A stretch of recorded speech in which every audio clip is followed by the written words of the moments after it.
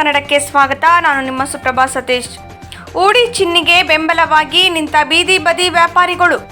ಭಾರತೀಯರ ಸೇವಾ ಸಮಿತಿಯ ರಾಷ್ಟ್ರೀಯ ಅಧ್ಯಕ್ಷರಾದ ಊಡಿ ರಾಮಚಂದ್ರ ಚಿನ್ನಿರವರು ಬೀದಿ ಬದಿ ವ್ಯಾಪಾರಿಗಳ ಬಳಿ ಹಣ ವಸೂಲಿ ಮಾಡುತ್ತಿರುವುದಾಗಿ ಕೆಲವರು ಪೊಲೀಸ್ ಜನ ಸಂಪರ್ಕ ಸಭೆಯಲ್ಲಿ ಆರೋಪ ಮಾಡಿದ್ದು, ಇದರ ವಿರುದ್ಧ ITPL ರಸ್ತೆ ಮಣಿಪಾಲ್ ಆಸ್ಪತ್ರೆ ಬಳಿ ಬೀದಿ ಬದಿ ವ್ಯಾಪಾರಿಗಳು ಪ್ರತಿಭಟನೆ ನಡೆಸಿ ಊಡಿ ಚಿನ್ನಿರವರು ಹಣ ವಸೂಲಿ ಮಾಡಿದ್ದರೆ ಎಂಬುದಾದರೆ ದಾಖಲೆ ಬಿಡುಗಡೆ ಮಾಡುವಂತೆ ಒತ್ತಾಯಿಸಿದರು.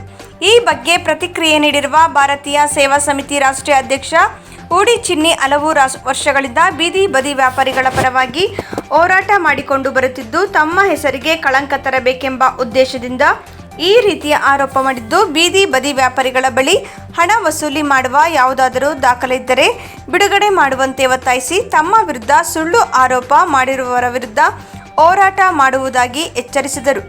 ವರದಿ ಅಬಿದ್ ಖಾನ್, ಬೆಂಗಳೂರು.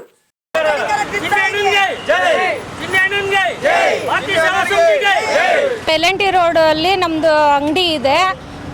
ಫಸ್ಟು ವಾರಕ್ಕೊಂದ್ಸತಿ ಅಂಗಡಿಗಳು ಎತ್ಕೊಂಡೋಗಿ BBMP ಅವರಲ್ಲಿ ಬಿಸಾಕೋರು ಅಂಥದ್ದು ಚಿನ್ನಣ್ಣ ಬಂದು ನಿಂತ್ಕೊಂಡು ಅಂಗಡಿಗಳ ತಂಟಕ್ಕೆ ಒಬ್ರು ಬರದೇ ಇರೋ ಥರ ನಮಗೆ ಸಪೋರ್ಟಾಗಿ ನಿಂತ್ಕೊಂಡ್ರು.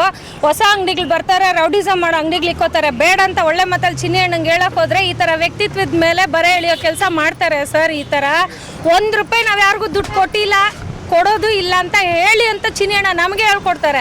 ಯಾರು ಗಣೇಶ ಹಬ್ಬಕ್ಕೆ ಕಲೆಕ್ಷನ್ಗೆ ಬಂದರೆ ನಾವು ಚಿನ್ನಣ್ಣಂಗೆ ಫೋನ್ ಮಾಡಿದ್ರೆ ₹1 ಕೊಡಬೇಡಿ ಅಮ್ಮ, ನಿಮ್ಗೇನು ಸುಮ್ಮನೆ ಬರಲ್ಲ, ದುಡ್ಡು ಯಾಕೆ ಕೊಡ್ತೀರಿ, ಕಷ್ಟಪಟ್ಟು ಜೀವನ ಮಾಡಿ, ಒಬ್ರಿಗೆ ರೋಲ್ ಕಾಲ್ ಕೊಡಬೇಡಿ ಅಂತ ಹೇಳ್ಕೊಡೋ ಚಿನ್ನಣ್ಣ ಯಾರ ಹತ್ರ ದುಡ್ಡು ಇಸ್ಕೊಂಡಿದ್ರೆ ಸಾಕ್ಷಿ ತೋರಿಸ್ಲಿ.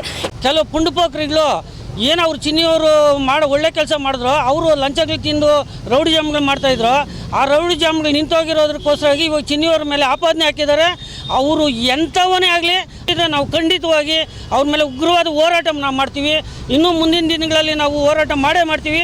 ನಮ್ಗೆ ಚಿನ್ನಿ ಬೇಕೇ ಬೇಕು. ಯಾವ ಪೋಖ್ರಿಗಳು ಮಾಡಿದ್ರು ಬಿಡೋದೇ ಇಲ್ಲ ನಾವು.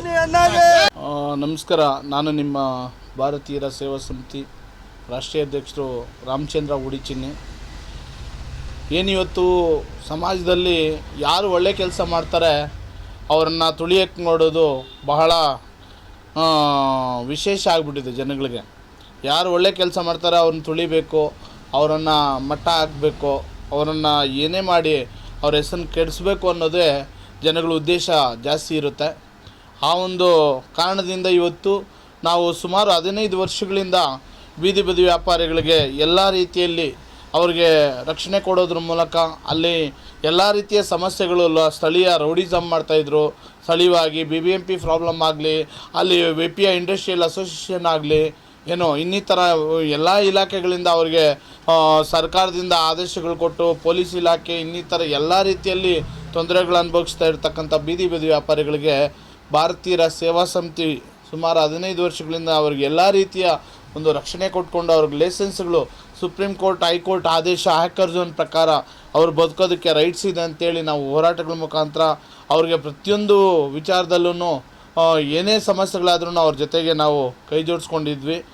ಸ್ಥಳೀಯವಾಗಿ ಕೆಲವು ಮುಖಂಡರುಗಳು, ಹೋರಾಟಗಾರರು, ಕೆಲವು ಸಂಘಟಿತರು, ಕೆಲವು ರಾಜಕಾರಣಿಗಳು ಉದ್ದೇಶಪೂರ್ವಕವಾಗಿ ನಮ್ಮ ಒಂದು ಹೆಸರಿಗೆ ಕಳಂಕ ತರಬೇಕು ಅನ್ನೋ ಉದ್ದೇಶದಿಂದ ಇವತ್ತು ಮಹದೇವಪುರ ಕ್ಷೇತ್ರ ವ್ಯಾಪ್ತಿಯಲ್ಲಿ ಬೀದಿ ಬದಿ ವ್ಯಾಪಾರಿಗಳ ಹತ್ರ ವಸೂಲಿ ಮಾಡ್ತಾರೆ ಅಂತ ಸುಳ್ಳು ಹೇಳಿಕೆಗಳನ್ನು ಕೊಟ್ಟು ನಮಗೆ ನಮ್ಮ ಹೆಸರಿಗೆ ಮಸಿ ಬಳಸುವಂಥ ಒಂದು ಕೆಟ್ಟ ಹೆಸರು ತರುವಂಥ ಕೆಲಸ ಇವತ್ತು ಜನ ಮಾಡ್ತಾಯಿದ್ದಾರೆ. ಅಂಥವ್ರಿಗೆ ಹೇಳೋಕ್ಕೆ ಒಂದೇ ಬಯಸ್ತೀನಿ, ನೋಡಿ ಸ್ವಾಮಿ, ನಿಮ್ಮಲ್ಲಿ ಏನಾದರೂ ನಾವು ಎಲ್ಲಾದರೂ ಕೈ ಅಡ್ಡಿರೋದು, ಕೈ ಚಾಚಿರೋದು, ಏನಾದರೂ ಒಂದು ಭಿಕ್ಷೆ ಬೇಡಿರೋದು, ಸಾರ್ವಜನಿಕವಾಗಿ ಏನೋ ಎಲ್ಲ ತೊಂದರೆ ಕೊಟ್ಟು ಏನಾದರೂ ಒಂದು ನಯಾ ಪೈಸಾ ಯಾರ ಹತ್ರ ನಾವು ಕೈ ಅಡ್ಡಿದ್ರೆ ಪ್ರೂಫ್ ಇದ್ದರೆ ನೀವು ತಗೊಬನ್ನಿ.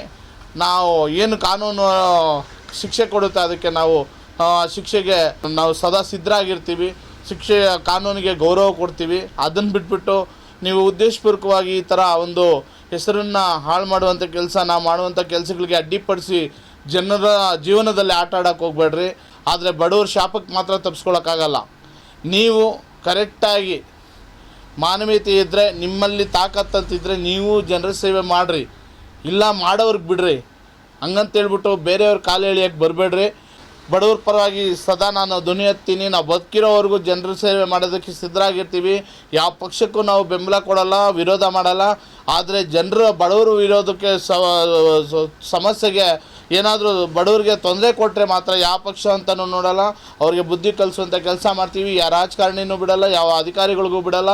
ಬಡವ್ರ ಪರವಾಗಿ ಬಡವರಿಗೆ ಅನ್ಯಾಯ ಆಗೋ ರೀತಿ ಎಲ್ಲೇ ಇರಲಿ ನಾವು ಅವ್ರಿಗೆ ನ್ಯಾಯ ಕೊಡಿಸುವಂಥ ಕೆಲಸ ಮಾಡೋದು ನಮ್ಮ ಧರ್ಮ, ನಮ್ಮ ಕರ್ತವ್ಯ, ನಮ್ಮ ಒಂದು ಸಂವಿಧಾನದ ಹಕ್ಕು ಮತ್ತು ನಮ್ಮ ಒಂದು ಕರ್ತವ್ಯ ಕೂಡ.